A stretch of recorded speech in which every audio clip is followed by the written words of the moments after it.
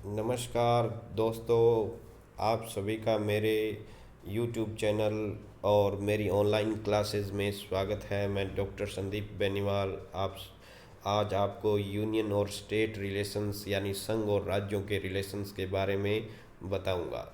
जैसा कि हमने पिछली क्लासों में भी संघ फेडरलिज्म क्या होता है, उसके भारत में कैसे कौन से ढांचे को अपनाया गया है, इस पर विचार किए थे। तो इस सब से पहले आप सभी से निवेदन है कि आप मेरे चैनल को लाइक, शेयर और सब्सक्राइब करें। तो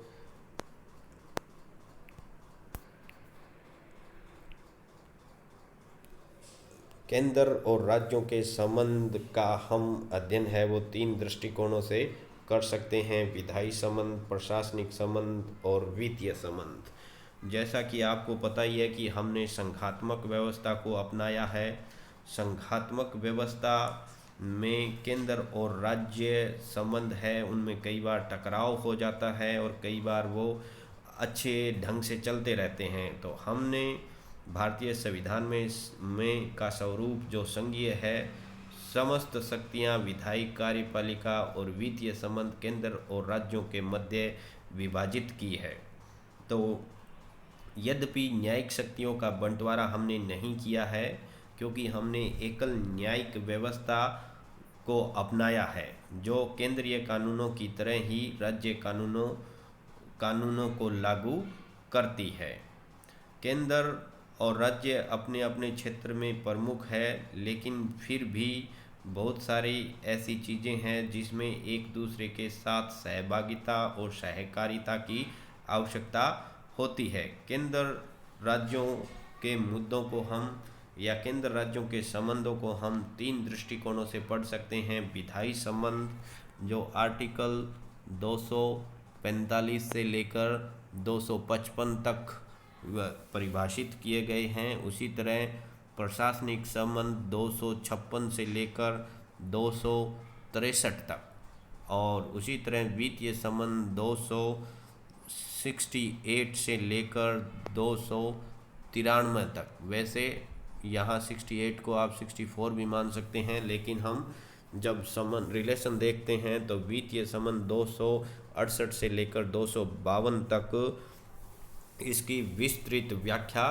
की गई है। इतने लंबे चौड़ी विस्तृत व्याख्या करने के पीछे हमारा यही उद्देश्य था कि हमारे केंद्र और राज्य जो संबंध है उनको उनका कहीं भी टकराव न हो और एक अच्छी संघात्मक व्यवस्था को हम अपनाएं। तो इसके लिए हम पहले legislative relations between union and state को हम देखेंगे कि विधायी संबंध है वो कैसे है।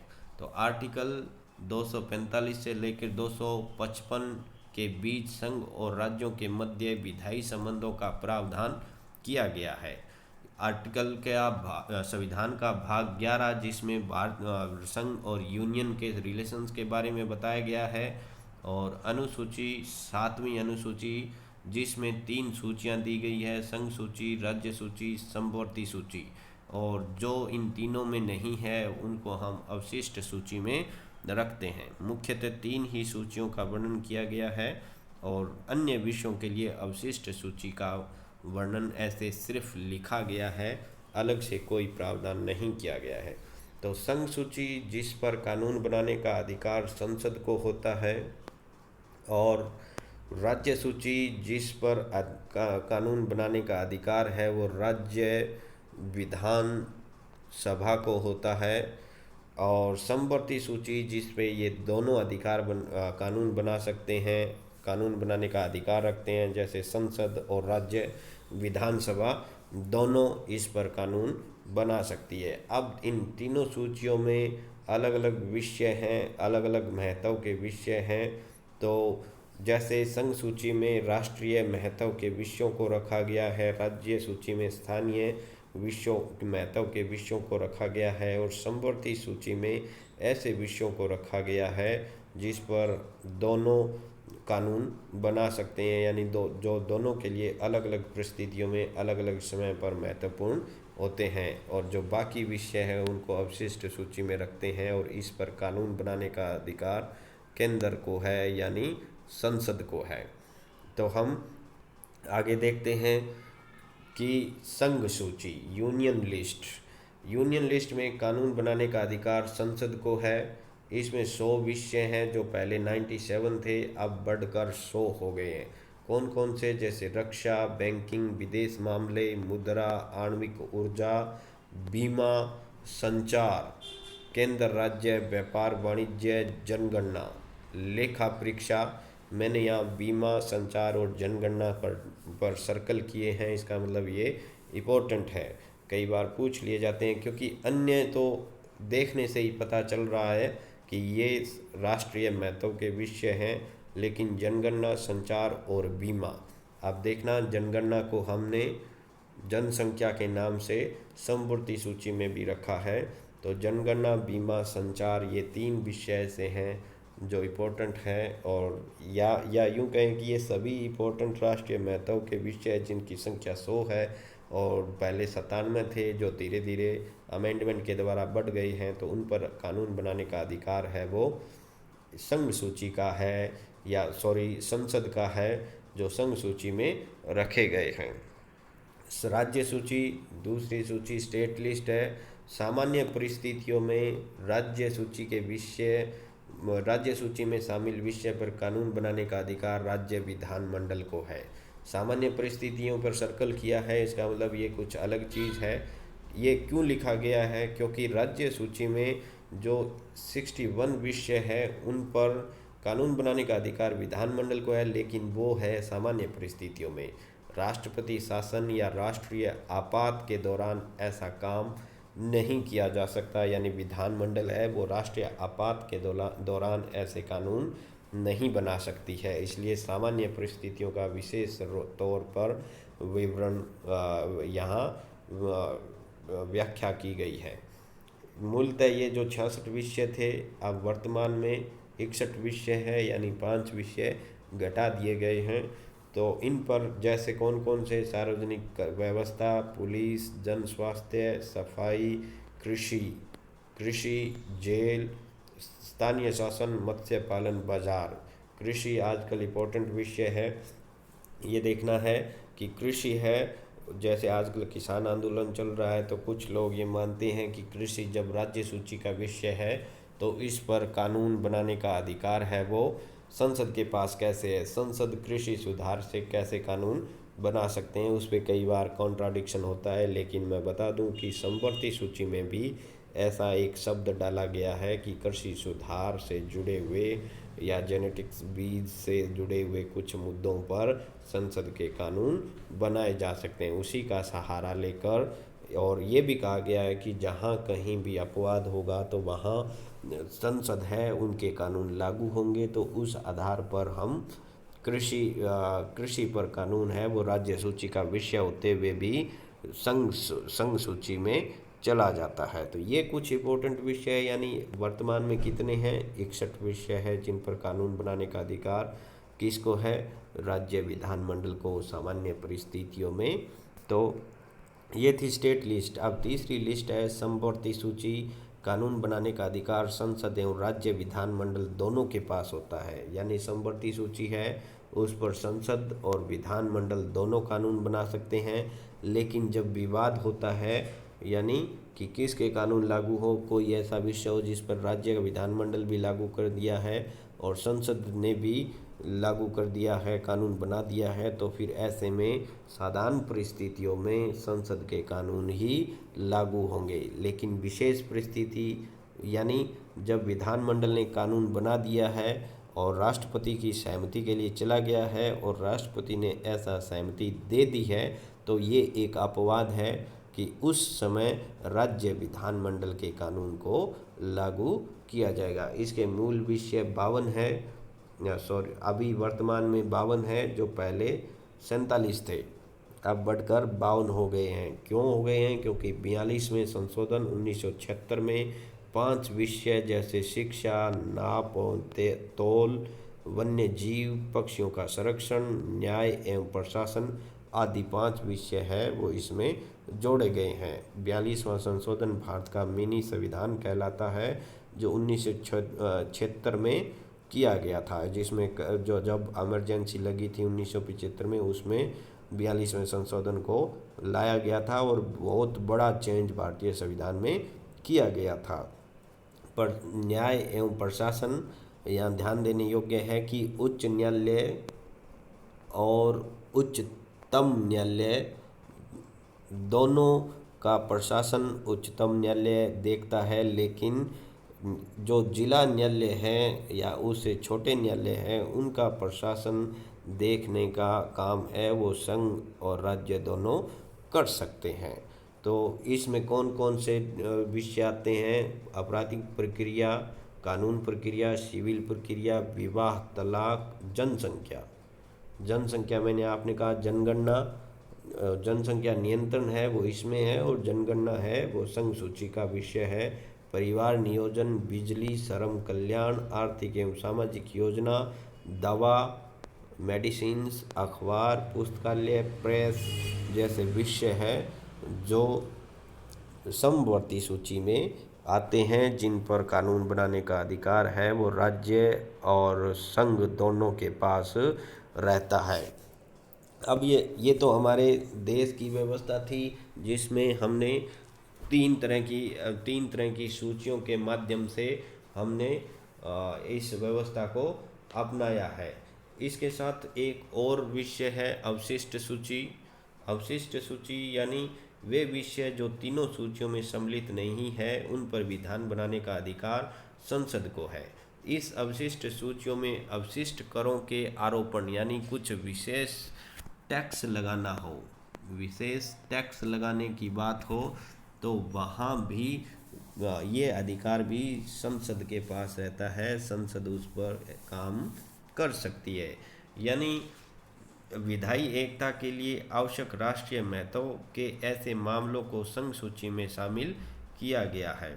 उसी तरह क्षेत्रीय एवं स्थायी महत्व के विविधता वाले विषयों को संघ सूची राज्य सूची में रखा गया है, और जिन विषयों पर संपूर्ण देश की विधायिका की एक रूपता वांछित हो परंतु अनिवार्य नहीं हो, यानी एक रूपता तो हो लेकिन अनिवार्यता नहीं हो, उसको हम समवर्ती सूची में रखते हैं।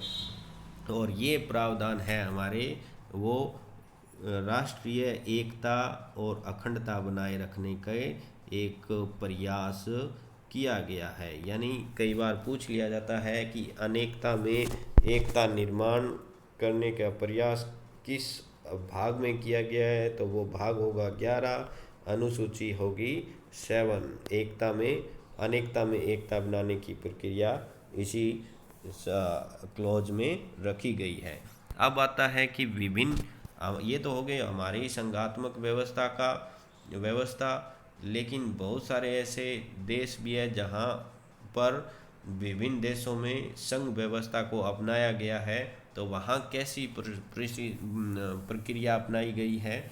जैसे हम लेते हैं अमेरिका को, अमेरिका में भी शक्तियाँ हैं, वो संघीय सरकार की शक्तियाँ लिख दी गई है संविधान में, और जो बाकी बची को शक्तियाँ हैं उनको अवशिष्ट शक्तियाँ मानते हुए राज्यों को दी गई है।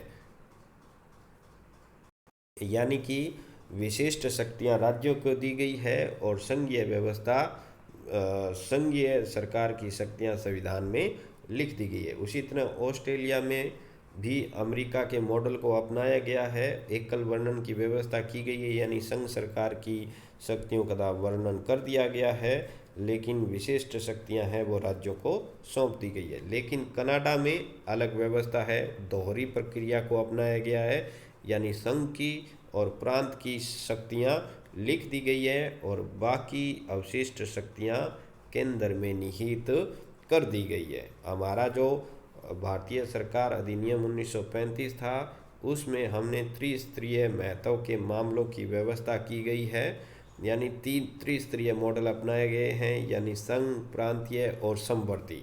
तो हमने ये क्लोज वहीं से, यानी ऐसी सूचियों की व्यवस्था 1935 से की है, और संघात्मक व्यवस्था है वो हमने कनाडा की पद्धति को अपनाया है, यानी अवशिष्ट सूची शक्तियाँ सेंटर को दी गई है। कई बार ये क्वेश्चन पूछ लिया जाता है कि भारत की संघात्मक व्यवस्था किससे मिलती है, तो उसमें यही होगा कि हमारी संघात्मक व्यवस्था है वो कनाडा के संविधान से मिलती है। तो ये कुछ व्यवस्था अन्य संघों की है।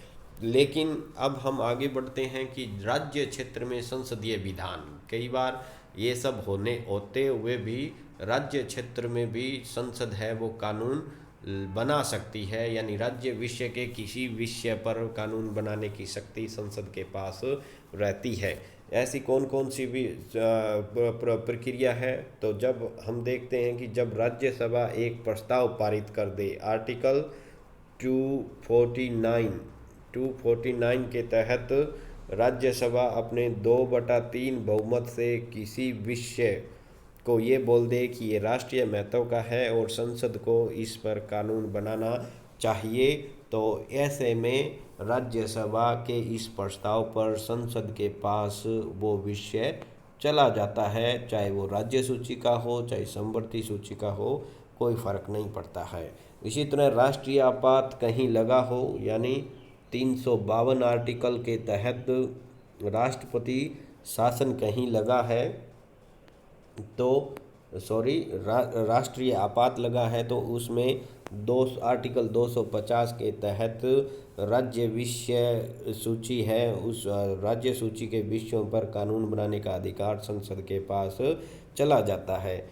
तीसरी व्यवस्था, राज्यों के अनुरोध पर 2 या 2 से अधिक राज्य हैं वो ये अनुरोध करें, आर्टिकल 252 के तहत 252 के तहत यदि कोई राज्य ये कहे कि इस विषय पर संसद को हमारे लिए कानून बनाने चाहिए, तो संसद है वो कानून बना सकती है। उसी तरह किसी अंतर्राष्ट्रीय समझौते को लागू करना हो, जैसे भारत की जो सेंट्रल सरकार है वो विभिन्न देशों के साथ समझौते करती रहती है, तो ऐसे समझौतों को लागू करने में यदि किसी राज्य सूची के विषय पर कानून बनाना पड़े, तो आर्टिकल 253 के तहत संसद है वो ऐसा कानून बना सकती है।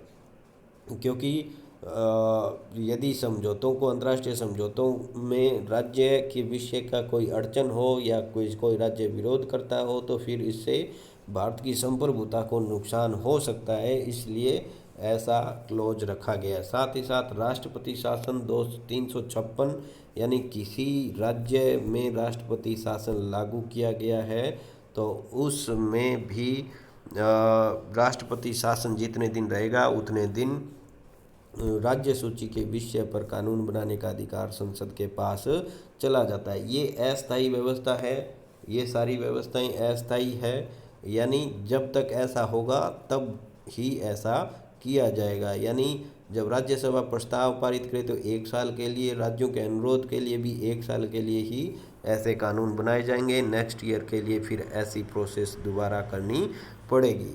अब राज्य विधानमंडल पर केंद्र का नियंत्रण, अब ये तो हमने देख लिया कि कई बार राज्य सूची के विषयों पर केंद्र है वो कानून बना सकता है, लेकिन राज्य विधानमंडल द्वारा बनाए गए कानूनों पर भी केंद्र नियंत्रण रख सकता है। वो कैसे? जैसे राज्यपाल कुछ प्रकार के विधेयकों को राष्ट्रपति की संतुति के लिए सुरक्षित रख लेता है और राष्ट्रपति उस पर फिर वीटो यूज कर सकता है या उसको सहमति दे सकता है। आर्टिकल 201 के तहत, आर्टिकल 201 में कहा गया है कि राज्यपाल है वो राज्य विधानमंडल के जो कानून है उनको पास करने से पहले, सिग्नेचर करने से पहले राष्ट्रपति के पास भेज सकता है। राष्ट्रपति, आपको पता ही है कि राष्ट्रपति मंत्रिमंडल की परामर्श से काम करता है, तो यदि मंत्रिमंडल कहे कि हमें ऐसा नहीं करना है तो राष्ट्रपति फिर साइन नहीं करता है, या तो एब्सोल्यूट वीटो का यूज कर सकता है या फिर जेबी वीटो का यूज कर सकता है। उसी तरह राज्य सूची से संबंधित कुछ मामलों पर भी राष्ट्रपति की पूर्व सहमति पर ही कानून बनाया जा सकता है। उदाहरण के लिए व्यापार वाणिज्य की स्वतंत्रता पर प्रतिबंध लगाने संबंधी विधेयक। यानी कोई भी राज्य व्यापार वाणिज्य की स्वतंत्रता पर प्रतिबंध लगाना चाहे कि हमें ये व्यापार है वो हमें इस राज्य में नहीं करने देना है, तो ये मौलिक अधिकारों से संबंधित हो जाता है, क्योंकि व्यापार व्यवसाय करने की स्वतंत्रता है वो सभी नागरिकों को है, और मौलिक अधिकारों से संबंधित कोई कानून बनाने का अधिकार संसद को है।